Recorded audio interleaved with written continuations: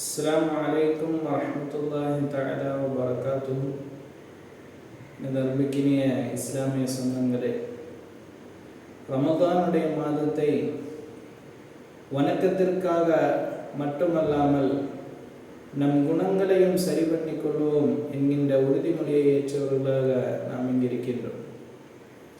அன்பானவர்களே, இந்த ரமதானிலே நாம் எடுத்துக்கொள்ள வேண்டிய முக்கியமான உறுதிகளில் ஒன்று நம்முடைய சொந்த பந்தங்களுடன் சரியான முறையிலே நடந்து கொள்ள வேண்டும் என்பது.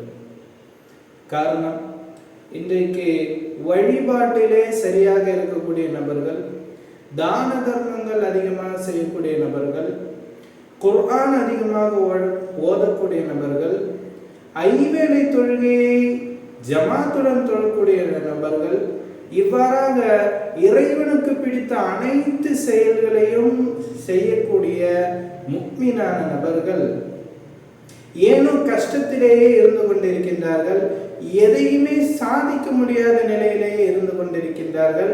அதே போன்று மன திருப்தி இல்லாதவர்களாக இருந்து கொண்டே இருக்கின்றார்கள். காரணங்கள் பல இருக்கலாம். முக்கியமான ஒன்றாக நான் கருதுவது என்னவென்றால், அவர்கள் சொந்த பந்தங்களுடன் சரியான முறையிலே நடந்து கொள்வதில்லை.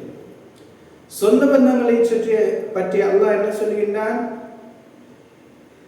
மன் வஸலஹு வஸல்துஹு வமன் கதஅஹு கதஅதுஹு. யார் இந்த சொந்த பந்தத்தை சேர்த்து வாழ்கிறாரோ அவர்களுடன் நானும் சேர்ந்து கொள்வேன். யார் இந்த சொந்த பந்தத்தை தவிர்க்கிறாரோ அவரை நானும் தவிர்த்து விடுவேன் என்று சொல்கின்றார். அல்லாஹுவால் தவிர்த்து விட்ட பிறகு இந்த உலகிலே நாம் எதை சாதிக்க போகிறோம்?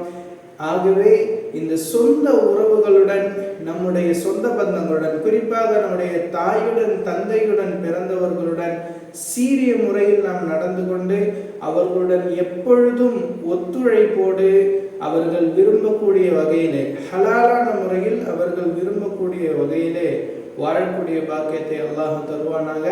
அதற்கான முயற்சிகளை மேற்கொள்ளும் இந்த ரமதானை நாம் பயன்படுத்திக் கொள்வோம்.